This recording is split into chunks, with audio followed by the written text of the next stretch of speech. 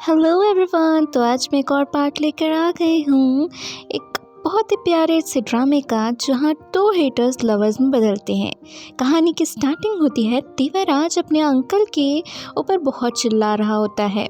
और अगर आपने पहले वाले पार्ट्स नहीं देखे हैं तो आप ज़रूर देख लीजिएगा। देवराज कहता है, मैं यहाँ का मालिक हूँ और बस आपको कुछ टाइम के लिए यहाँ पर बना दिया गया है, मेरी देख रेख करने के लिए सारी चीज़ों का मालिक। तो मैं चाहता हूँ सारिका इस घर के अंदर आए। फिर दिखाया जाता है स्टोरी फ्लैशबैक के अंदर, जहाँ पे सारिका को आज अपने पापा की बहुत याद आ रही होती है। सारिका अपने खेत में टहलने जाती है, जहाँ पे देवराज सारिका के बारे में बार बार बोल रहा होता है। तो उसका दोस्त कहता है, तुम्हें अब सारिका की इतनी चिंता क्यों होने लगी है, क्योंकि तुम सारिका से तो हमेशा ही नफरत करते थे। देवराज भी सोचने लग जाता है कि हाँ, ऐसा क्यों हो रहा है। फिर थोड़ी देर बाद सारिका अपने खेत में आती है, जहाँ पे देवराज उसे अपने साथ रहने के लिए कहता है।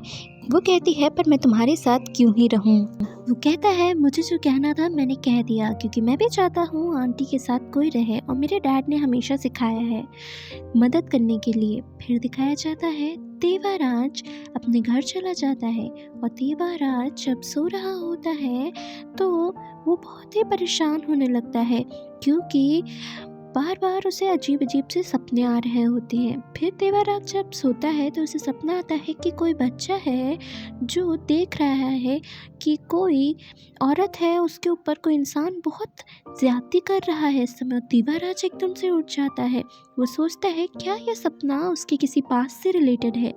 देवराज जब उठता है तो आज वो अपने हर एक सवाल का जवाब चाहता होता है। देवराज तुरंत ही उठ के बाहर आता है। देवराज सोचता है कि मुझे इन सवालों का जवाब तो चाहिए ही है। फिर दिखाया जाता है देवराज उसके अंकल पितकुल के ऑफिस के अंदर जाता है, और अंकल पितकुल को लगता है कि कोई उसके ऑफिस के अंदर गया है। फिर दिखाया जाता है अंकल पितकुल आज जल्दी आ जाते हैं, और देवराज उनकी फाइल्स के साथ जब इधर उधर कर रहा होता है, उसमें उसे उसी औरत की फ़ोटो मिलती है जो कभी उसके सपने में रोज़ ही आती रहती है। फिर दिखाया जाता है नेक्स्ट डे देवराज अपना आंसर ढूंढने के लिए कुछ ऐसी ही जगह पे जाता है, जहाँ पे उसे कुछ बच्चे देवराज को कुछ बच्चे मिलते हैं। वो बच्चे कुछ गुंडों से भाग रहे होते हैं। वो गुंडे कहते हैं, जाओ उन सबका पीछा करो। उसके साथ उसका दोस्त भी होता है। देवराज को अपने बचपन का एक इंसिडेंट याद आ जाता है। जब उसकी चोट लग जाती थी तो उसकी छोटी बहन उस बार बार कहती थी कि ये कभी देख के नहीं जाते, और उसके पापा उसे कहते हैं कि तुम्हें हमेशा मदद करनी चाहिए। उसकी बहन भी ऐसे ही उसकी पट्टी बांधा करती थी, और देवराज उस बच्चे के जो गिर जाता है उसकी पट्टी बांधता है, अपने रुमाल से उसको अच्छे से बांध देता है। फिर वहाँ पर दिखाया जाता है उसका दोस्त देखता है कि देवराज कितना केयरिंग है। देवराज हमेशा से ही केयरिंग रहा होता है, पर इतना सब होने के बाद वो बहुत ही गुस्सैल हो जाता है। वो अंकल पितकुल को बिल्कुल पसंद नहीं करता होता है। फिर वहाँ पे उसका दोस्त आता है और जल्दी ही जाने के लिए कहता है। वो बच्चे उसे अपनी दादी के पास लेकर जाते हैं, जहाँ पर वो लोग जा रहे होते हैं, और वो दादी उसे देख के बहुत गुस्सा करने लगती है। उन्हें अंकल पितकुल के बारे में कुछ कुछ याद आने लगता है। वो सोचती है कि अंकल पितकुल हैं, और वो अपने पास से रिलेटेड कुछ ना कुछ बार बार सोच रही होती हैं। पर अब वो बूढ़ी हो गई होती हैं, इसीलिए उन्हें समझ नहीं आता है कि वो अंकल पितकुल नहीं देवराज है।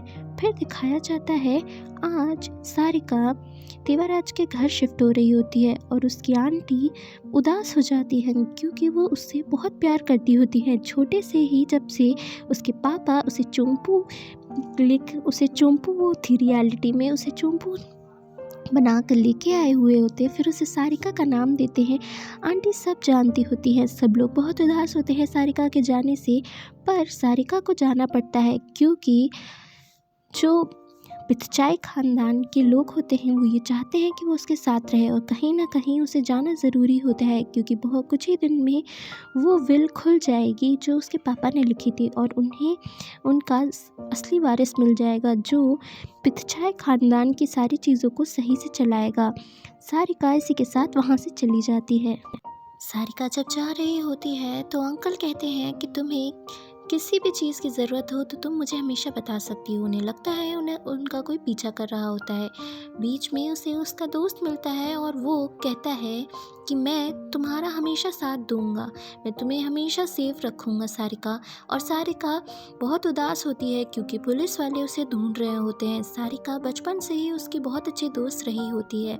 जब वो चोंपू बनकर आई होती है तो अंकल का बेटा ही उनका सबसे अच्छा दोस्त होता है। उन्होंने दोनों ने साथ में बहुत मस्ती की हुई होती है और वो एक दूसरे से बहुत ही एज अ फ्रेंड लगाव रखते होते हैं। अंकल कहते हैं कि कौन था, पर वो कहती है कि उसका कोई पुराना दोस्त था जो उससे मिलने आया हुआ होता है।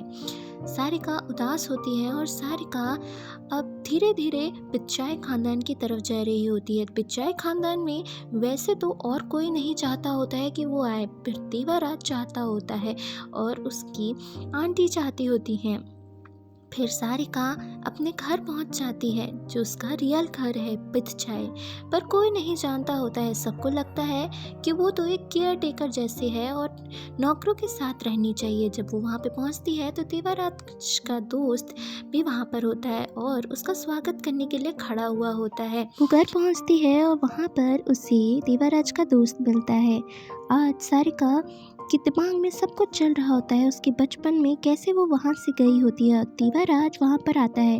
देवराज आज अपनी पढ़ाई करने के लिए विदेश जा रहा होता है और सारिका वापस से पिच्चाई खानदान के अंदर आ रही होती है। देवराज कहता है कि तुम है अब सब संभालना है। उसी कहता है असली वारिस तो मैं ही हूँ, फिर आगे सब कुछ मैं हैंडल करूँगी। इसी के साथ एपिसोड कंप्लीट हो जाता है।